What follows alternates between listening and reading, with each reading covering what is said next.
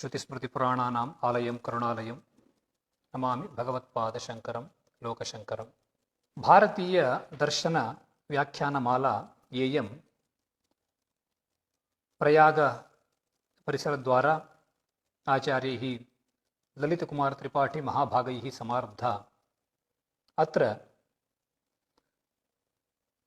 अद्य प्रभृति वेदान्तशास्त्रे व्याख्यानमारभ्यते। तत्र किञ्चिदिव दर्शनानां स्थूलं परिचयं कारयित्वा ततः परम् औपनिषदं दर्शनं, तस्य स्वरूपम्, इतिहासः इत्यादि विषये प्रस्तावं करिष्यामि। प्रथमतः अयं विचारः किं नाम दर्शनं। तत्र दृशिर्प्रेक्षणे इत्यस्मात् धातोः करणार्थे ल्युट् प्रत्यये दृश्यते साक्षात् क्रियते तत्त्वम् अनेन इति व्युत्पत्त्या दर्शनशब्दः निष्पन्नः। एवञ्च तत्त्वसाक्षात्कारसाधनानि यानि भवन्ति तानि दर्शनानि इत्युच्यन्ते। तानि च भारतीयदर्शनेषु आस्तिकनास्तिकभेदेन द्वेधा विभक्तानि। वेदप्रामाण्यम् अङ्गीकृत्य प्रवृत्तानि आस्तिकदर्शनानि, वेदप्रामाण्यं ये नाङ्गीकुर्वन्ति तेषां दर्शनानि नास्तिकदर्शनानि इत्युच्यन्ते। तत्र नास्तिकदर्शनानि षट्: चार्वाक, जैन, बौद्धदर्शनानि। चार्वाकाः अनन्तरं जैनाः, चतुर्विधाः बौद्धाः। चतुर्विधेषु बौद्धेषु माध्यमिकाः सर्वशून्यवादिनः, एवं योगाचाराः क्षणिकविज्ञानवादिनः, अनन्तरं सौत्रान्तिकाः बाह्यार्थ अनुमेयवादिनः, वैभाषिकाः ते बाह्यार्थ प्रत्यक्षवादिनः। एवञ्च चतुर्विधाः बौद्धाः, जैनाः, चार्वाकाश्चेति षट् नास्तिकदार्शनिकाः इत्युच्यन्ते। आस्तिकदर्शनान्यपि षट्, तत्र न्याय, वैशेषिक, सांख्य, योगदर्शनानि, तथैव पूर्वमीमांसादर्शनम् एवं उत्तरमीमांसा अर्थात् वेदान्तदर्शनम् इत्येवम् आस्तिकदर्शनानि। आस्तिकदर्शनेष्वपि पुनः द्वैविध्यम्। यद्यपि सर्वाण्यपि आस्तिकदर्शनानि वेदप्रामाण्यम् अवश्यम् अङ्गीकुर्वन्ति, किन्तु तत्र कश्चन भेदः वर्तते। नैयायिकानाम् एवं वैशेषिकाणां, योगानां, सांख्यानां एतेषां मते अवश्यं श्रुतिः प्रमाणं। तथापि ते श्रुतिमेव आश्रित्य स्वसिद्धान्तं न स्थापयन्ति, किन्तु तर्केण स्थापयन्ति। एवञ्च तर्केण यस्मात् ते स्वसिद्धान्तं स्थापयन्ति तस्मात् ते तार्किकाः इत्युच्यन्ते। अत एव नैयायिकाः, वैशेषिकाः, सांख्याः अपि तार्किकाः, एवं योगा अपि। तत् कुतः? तर्कः तेषां मूलं भवति। तत्र उदाहरणं पश्यामः। यं कञ्चन एकं सिद्धान्तं गृह्णीमः, यथा सांख्याः। सांख्यानां मते सत्त्वरजस्तमोगुणात्मकं प्रधानं जगत्कारणं।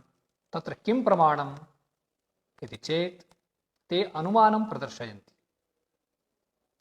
श्रुतिः अपि यद्यपि तैः प्रदर्श्यते, तदनन्तरं प्रथमतः ये भवन्तः सांख्यकारिकाम् अधीतवन्तः जानन्ति, तत्र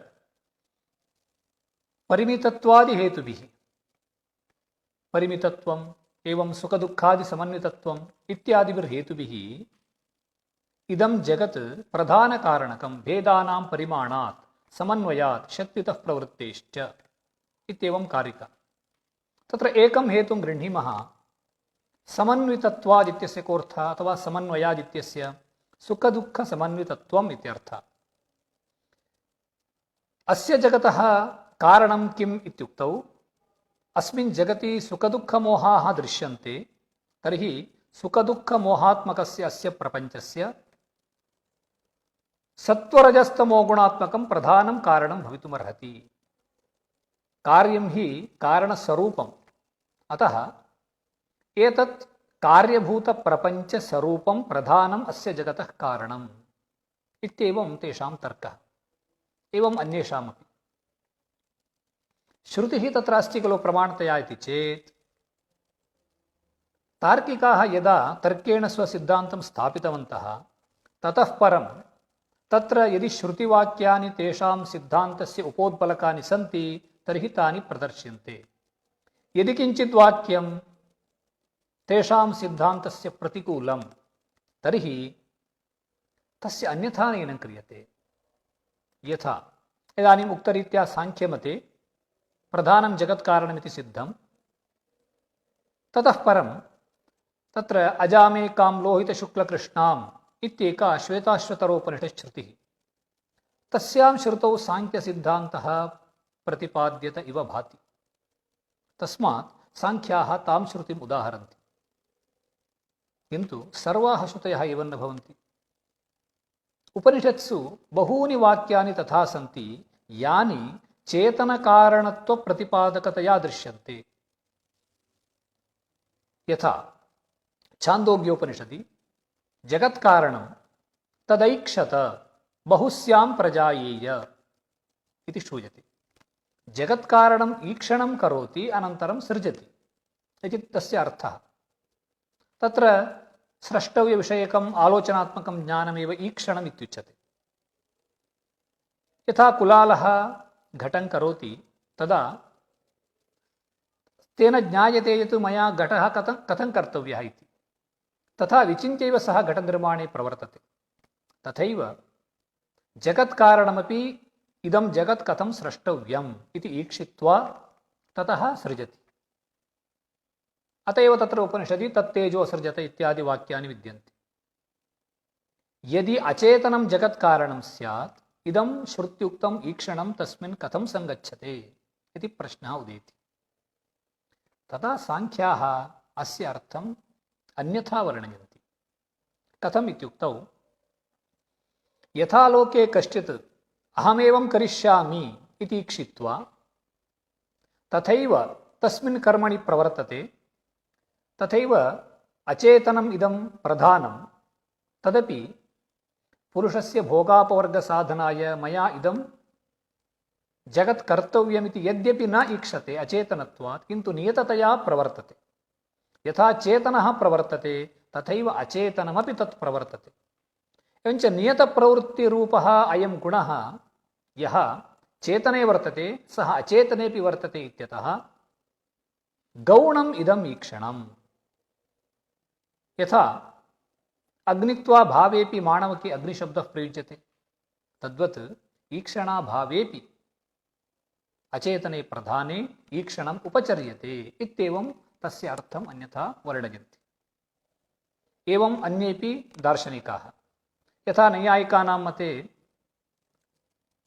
आकाशः नित्यः इत्युच्यते। आकाशः नित्यः तर्हि श्रुतौ तैत्तरीयोपनिषदि आत्मन आकाशसम्भूतः इति खलु श्रूयते। तर्हि आकाशस्य उत्पत्तिः श्रूयते खलु, कथं तस्य नित्यत्वमिति चेत् तत्र तैः आकाशः ज्ञापितः इत्यर्थः न तु उत्पन्नः इति इत्येवम् आकाशस्य नित्यत्वसंरक्षणाय उत्पत्तिप्रतिपादकानां वाक्यानि तैः अन्यथा क्रियते। एवञ्च एते तार्किकाः इत्युच्यन्ते। एते चत्वारः साङ्ख्याः, नैयायिकाः, योगाः एवं साङ्ख्याश्च। अनन्तरं पूर्वमीमांसादर्शनम् एवम् उत्तरमीमांसादर्शनम्। इदं द्वयम् अत्र तु श्रुतिरेव परमं प्रमाणम्। श्रुत्यैव एतैः मीमांसकैः सिद्धान्तः स्थाप्यते। तज्जगत्कारणं वा भवतु अन्यद्वा सर्वस्मिन्नप्यर्थे श्रुतिरेव परमं प्रमाणम्। यदि श्रुत्यविरुद्धं किञ्चिदस्ति स्मृतिर्वा अन्यद्वा तदा तदपि प्रमाणं, किन्तु श्रुतिः प्रमाणम्। अत एव मीमांसा इति शब्दस्य कोऽर्थः? विचारः, पूजितविचारः इत्यर्थः। एवञ्च वैदिकवाक्यानाम् अर्थः विचार्यते पूर्वमीमांसादर्शने तथैव उत्तरमीमांसादर्शनेपि। तत्र श्रुतिरेव प्रमाणं। यथा पूर्वमीमांसायां धर्मस्य निर्णयः क्रियते धर्मे प्रमाणं किम् इत्युक्तौ तत्र सूत्रमेव वर्तते चोदनालक्षणोऽर्थो धर्मः।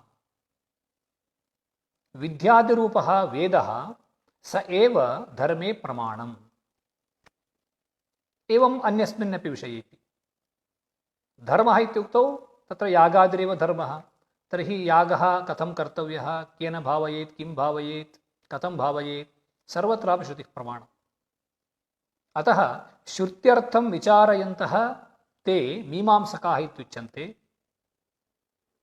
किन्तु पूर्वमीमांसा दर्शने उपनिषद्व्यतिरिक्तः भागः विचारितः, यः पूर्वभागः इत्युच्यते स एव विचारितः। यतः तेषां कार्यं किं, धर्मनिर्णयः। एवञ्च धर्मनिर्णयार्थम् अपेक्षितम् उपनिषद्व्यतिरिक्तवेदभागं ते स्वीकृत्य तत्र विद्यमानानि वाक्यानि विचार्य अर्थस्य निर्णयं कुर्वन्ति। इदं पूर्वमीमांसादर्शने। अनन्तरं तत्र उत्तरमीमांसादर्शनम्। उत्तरमीमांसा पूर्वमीमांसा अनयोः कोऽर्थः प्रागुक्तरीत्या उपनिषद्व्यतिरिक्त संहितादिभागं स्वीकृत्य तत्र विद्यमानानां संदिग्धार्थानां वाक्यानां विचारः क्रियते, निर्णयश्च क्रियते पूर्वमीमांसादर्शने। वेदान्तदर्शनम् अथवा उत्तरमीमांसादर्शनम् अत्र तु उपनिषद्वाक्यान्यादाय विचारः क्रियते। उपनिषदर्थः कः, उपनिषदर्थं निर्णेतुं वेदान्तदर्शनं प्रवृत्तम्। अतः अस्य उत्तरमीमांसा इति नाम। इतोपि अन्यानि नामानि सन्ति, अत्रापि श्रुतिरेव प्रमाणम्। यथा तत्र उक्तं खलु चोदनालक्षणोऽर्थो धर्मः। अत्र सूत्रं भवति शास्त्रे द्वितीयं सूत्रं शास्त्रयोनित्वात्। शास्त्रं वेदः। यद्यपि अद्य न्यायव्याकरणादिषु शास्त्रशब्दः प्रयुज्यते, वस्तुगत्या शास्त्रशब्देन वेद एव विवक्षितः। एवञ्च शास्त्रं वेदः ब्रह्मणि प्रमाणम् इति वेदान्तदर्शने। वेदान्तदर्शनम् उत्तरमीमांसा, शारीरकमीमांसादर्शनम् इत्यपि नाम। शारीरकमीमांसादर्शनं कः अस्य अर्थः इत्युक्तौ एवं व्युत्पत्तिः प्रदर्श्यते। शरीरमेव शरीरकम् इत्युच्यते। कुतः? कुत्सितत्वात्। तत्र कुत्सार्थकप्रत्यय इति वा स्वार्थकप्रत्यय इति वा वदन्ति। एवञ्च शरीरम् एव शरीरकम्। तन्निवासी जीवः शारीरकः। तस्य मीमांसा। शारीरकः जीवः सः जीवो ब्रह्मैव नापरः इति सिद्धान्तानुसारं सः ब्रह्मैव। तस्य जीवस्य ब्रह्मत्वम् अस्मिन् दर्शने मीमांस्यते, विचार्यते। अतः शारीरकमीमांसा इति इदमपि अस्य दर्शनस्य नामान्तरम्। एवं ब्रह्ममीमांसादर्शनम् इत्यपि उच्यते। तथा च अस्मिन् वेदान्तदर्शने मुख्यं प्रमेयं भवति ब्रह्म, यः उपनिषदर्थः। अस्मिन् वेदान्तदर्शने पुनः वेदान्तदर्शनमिति शब्देन प्रागुक्तरीत्या शारीरकमीमांसादर्शनं विवक्षितम्। अस्य दर्शनस्य मूलम् उपनिषदः। अत एव वेदान्तदर्शनम् इति खलु उच्यते। वेदान्तो नाम उपनिषत् इत्येव। तत्र अन्तशब्दस्य निर्णयः इत्यर्थं स्वीकृत्य वेदस्य निर्णयः कः, सारभूतं तत्त्वं किम् इति उपनिषदः प्रतिपादयन्ति। तस्मादपि वेदान्तः इत्यपि अर्थं वर्णयन्ति। वेदान्तदर्शनमिदम् उपनिषन्मूलम्। उपनिषदः एवं ब्रह्मसूत्राणि तथैव भगवद्गीता इति अस्य दर्शनस्य इदं प्रस्थानत्रयम् इत्युच्यते। प्रस्थानं नाम मार्गः। एवञ्च ब्रह्म गन्तुं प्रागुक्ताः त्रयः ते मार्गभूताः प्रस्थानं। श्रुतयः उपनिषदः, एवं भगवद्गीता ब्रह्मसूत्राणि। तत्र उपनिषदां स्वरूपम् आदौ विचारयामः। प्रागुक्तरीत्या वेदस्य प्रायः वेदस्य अन्तिमभागः उपनिषद् इत्युच्यते। तत्र अन्ते एव वर्तते इति नियमो नास्ति, क्वचित् मध्येपि भवति। प्रायः अन्ते भवन्ति। अतः वेदान्तशब्दः। उपनिषदः कति सन्ति इति एकः प्रश्नः। कति उपनिषदः? तदा निर्णयः उच्यते 10 उपनिषदः। तत्र कारणमपि उच्यते। यद्यपि शाखाभेदेन वेदाः भिन्नाः, तत्र तत्र शाखायां ब्राह्मणम् अन्यत् उपनिषत् अन्या इत्येव भवति। एवञ्च परिवर्तने काले यदा वेदशाखाः क्वचित् लुप्ताः, काश्चन लुप्ताः, तर्हि उपनिषदां मध्येपि कति उपनिषदः लुप्ताः इति ज्ञातुं न शक्यते।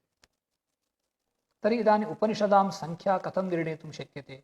अद्य तु उपनिषन्नाम्ना बहवः ग्रन्थाः दृश्यन्ते। तत्र उपनिषन्नाम्ना बह्व्यः उपनिषदः सन्ति। सर्वासामपि तासां प्राचीनत्वं वा वेदान्तत्वं वा स्वीकर्तुं शक्यते वा इति विचार्यमाणे तथा यदि उच्यते तर्हि उपनिषदां संख्यायां सीमा एव नावशिष्यते। तर्हि अपौरुषेयवेदभागभूताः उपनिषदः कति इत्यमुम् अर्थं निर्णेतुं तत्र विद्वद्भिः कश्चन मार्गः अनुसृतः। कः सः मार्गः? शङ्करभगवत्पादैः यासाम् उपनिषदां भाष्याणि विरचितानि तानि तु अवश्यम् उपनिषच्छब्देन वक्तुं शक्याः।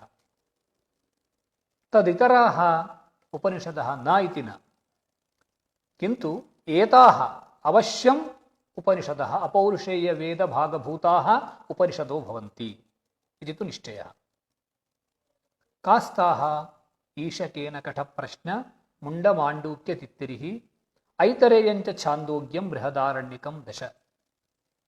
इमाः 10 शाङ्करभाष्यभूषिताः सन्ति। तत्र ईशोपनिषत् अथवा ईशावास्योपनिषत् इत्युच्यते, शुक्लयजुर्वेदसम्बद्धः।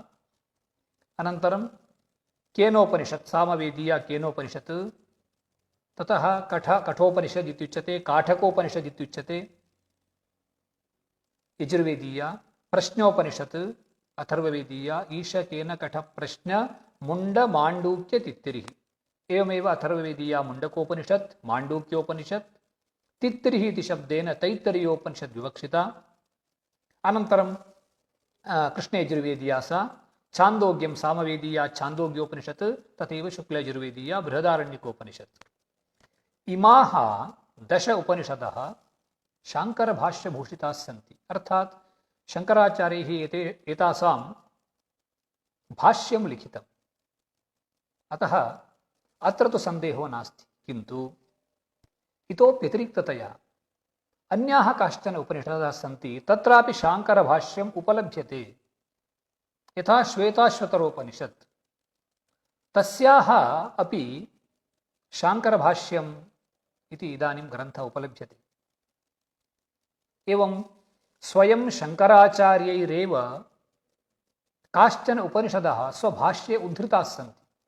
यथा कौशीतक्योपनिषत्, एवं महानारायणोपनिषत्, जाबालोपनिषत्। भाष्यकारैरेव एतासाम् उपनिषदां वाक्यानि उद्धृतानि सन्ति। तर्हि एतासां का गतिः?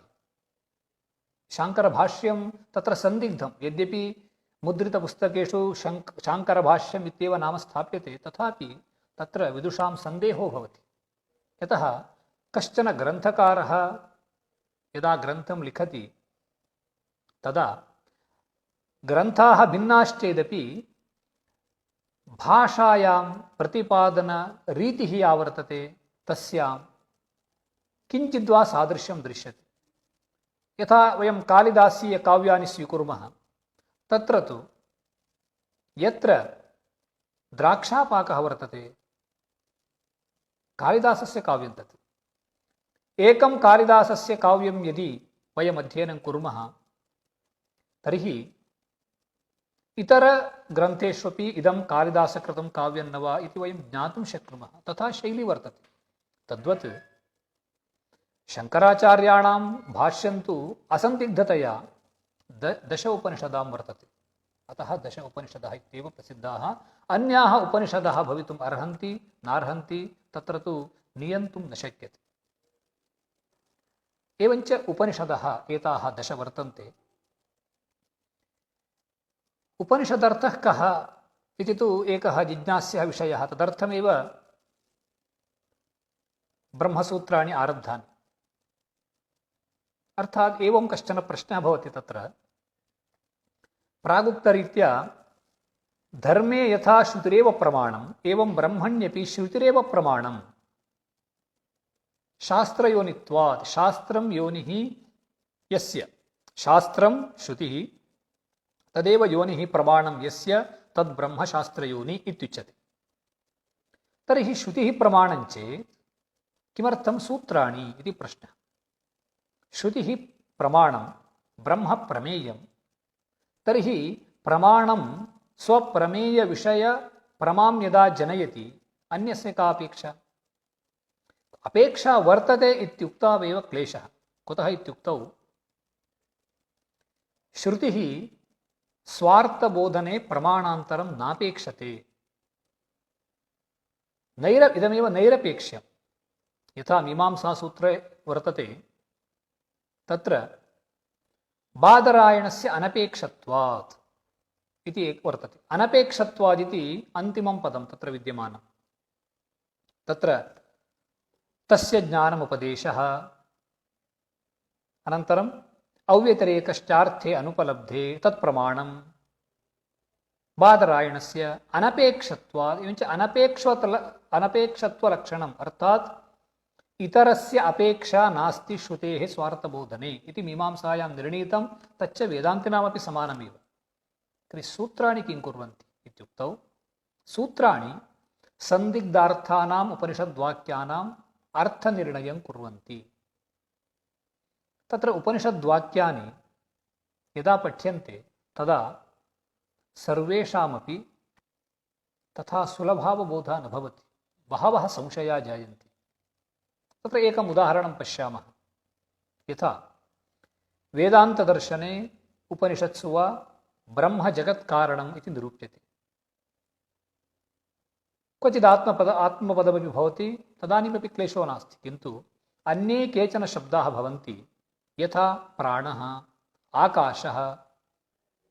उपनिषत्सु एव श्रूयते सर्वाणि हवा इमानि भूतानि आकाशादेव समुत्पद्यन्ते, आकाशं प्रत्यस्तन्यन्ति।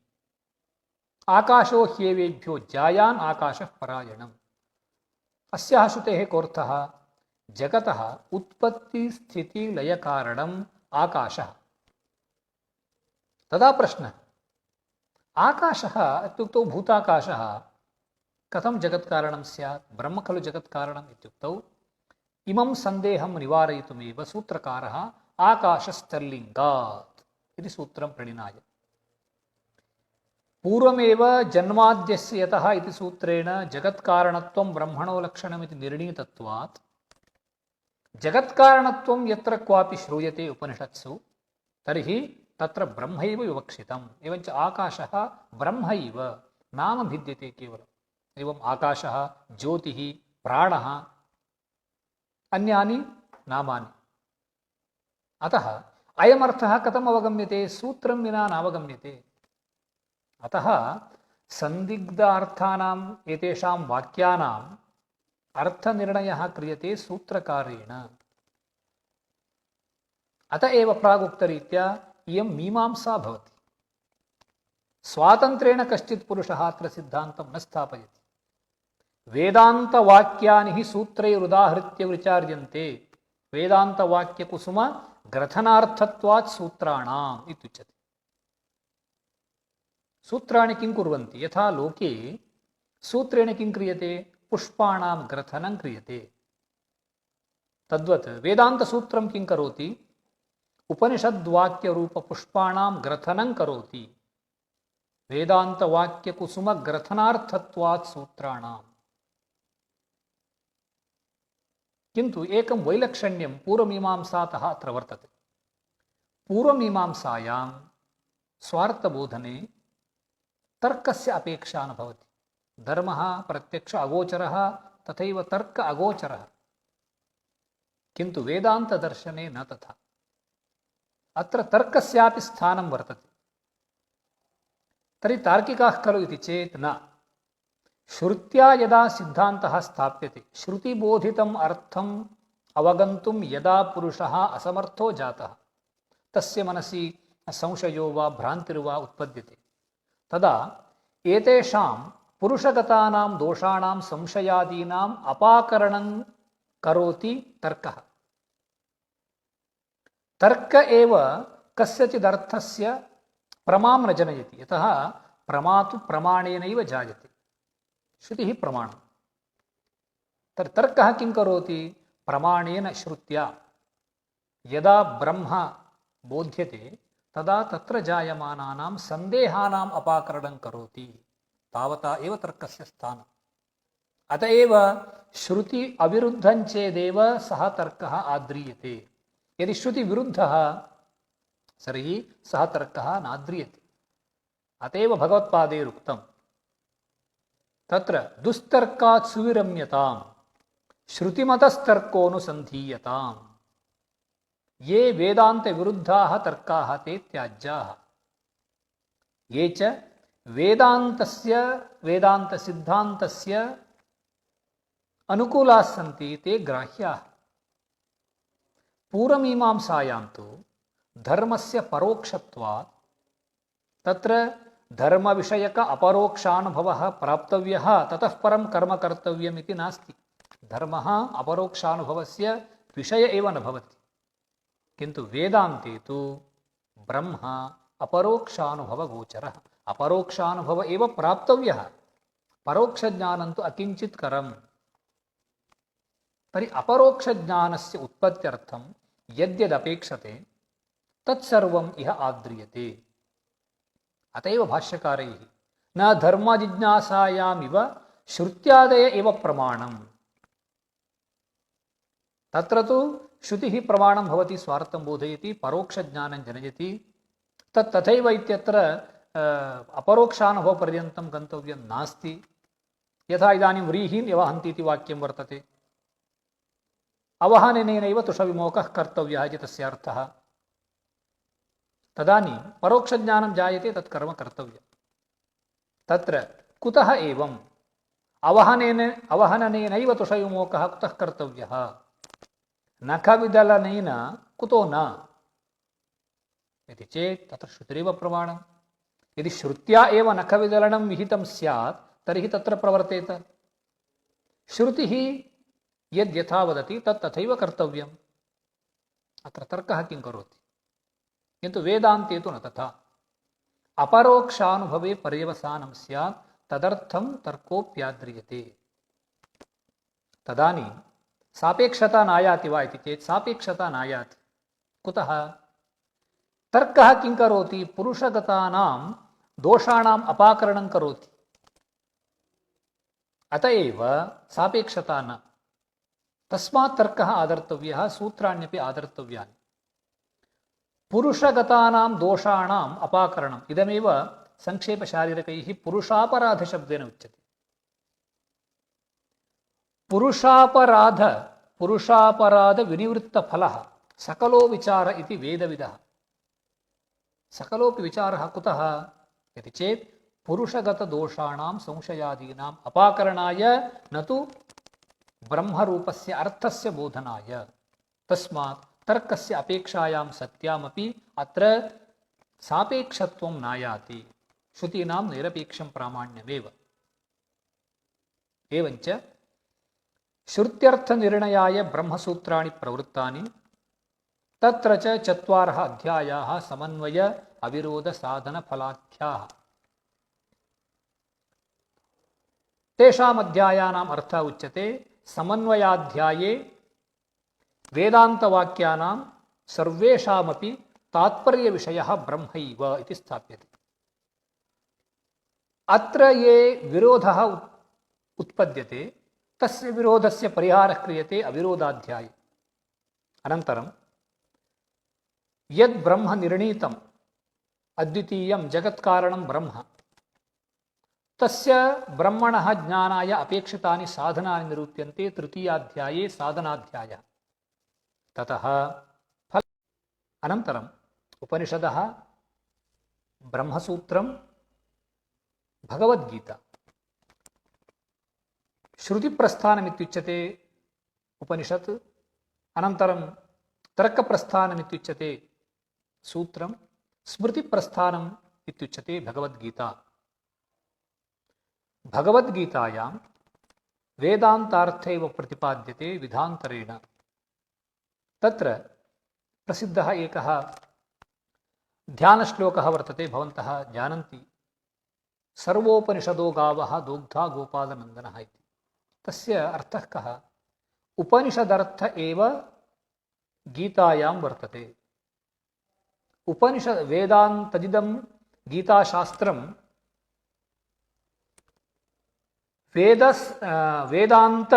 वेदार्थसारभूतम् इति वदन्ति भाष्यकाराः सर्वेषामपि वेदान्तानाम् अर्थात् उपनिषदां सारः सङ्गृहीतः गीतायां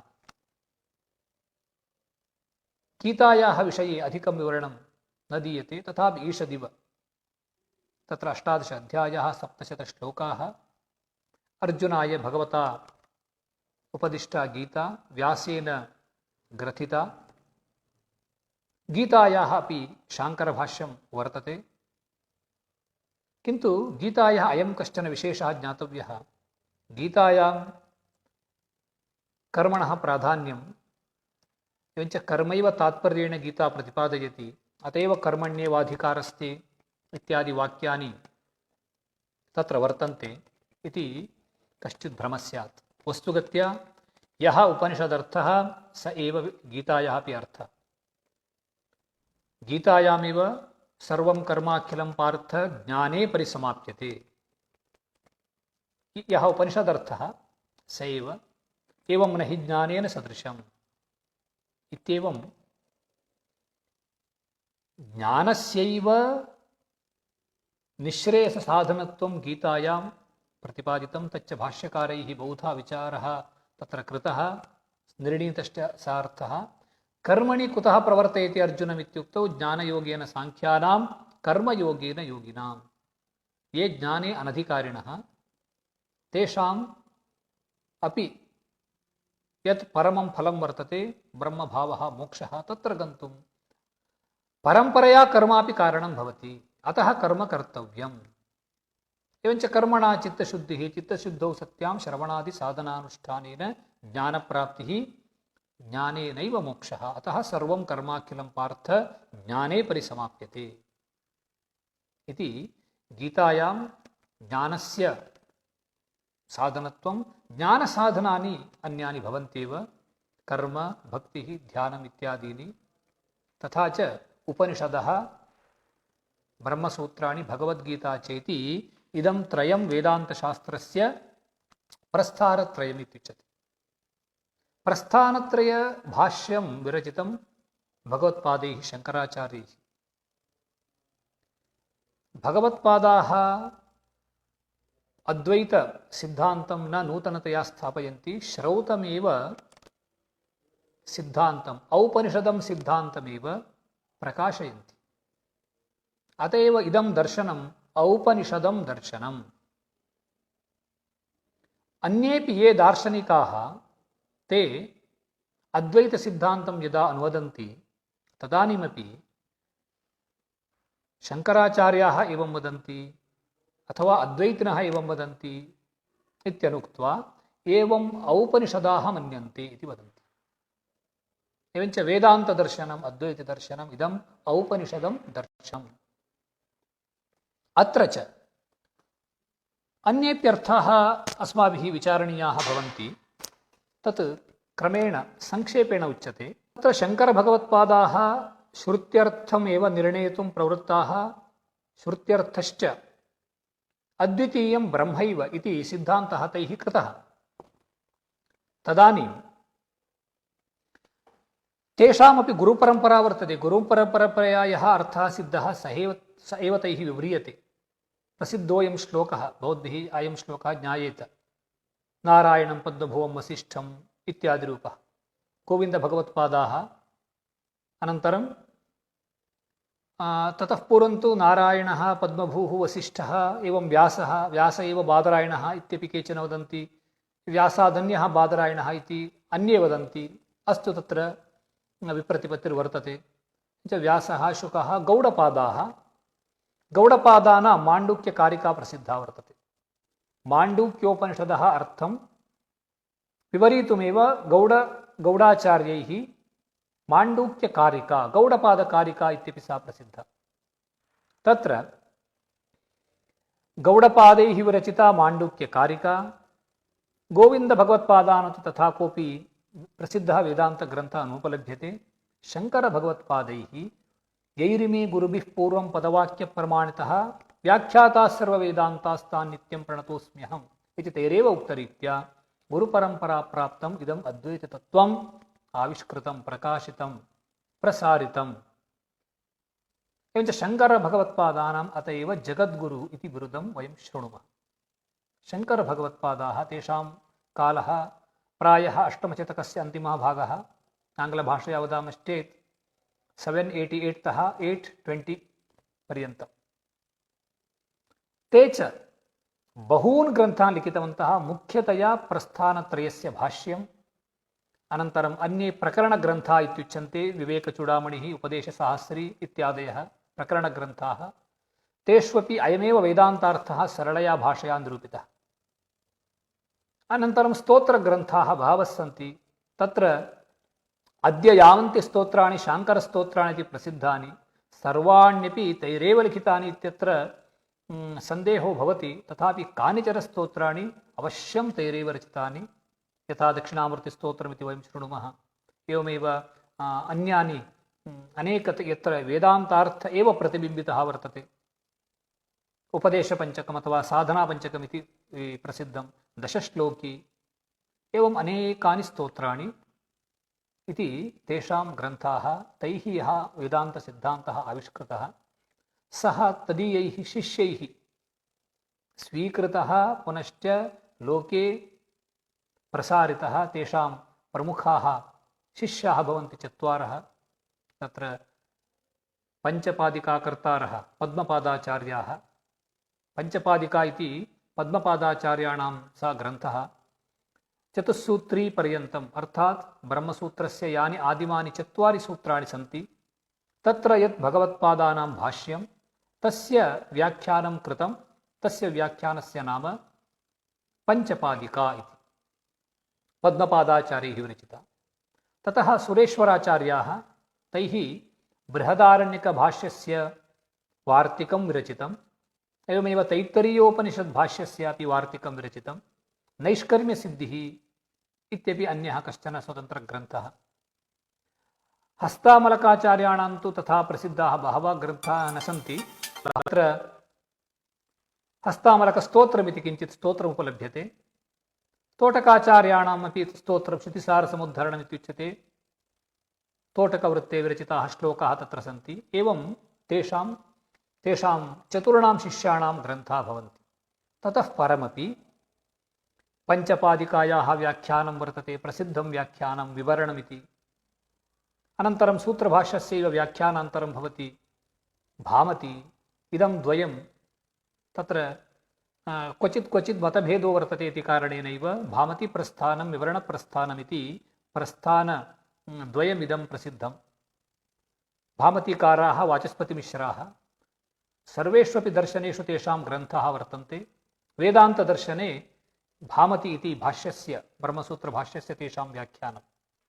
ततः परम् अन्ये बहवः ग्रन्थकाराः, अप्पय्यदीक्षिताः, मधुसूदनसरस्वतीश्रीचरणाः, अद्वैतसिद्धिः इति योऽयं महान् ग्रन्थः विद्वल्लोके अत्यन्तं प्रसिद्धः वर्तते।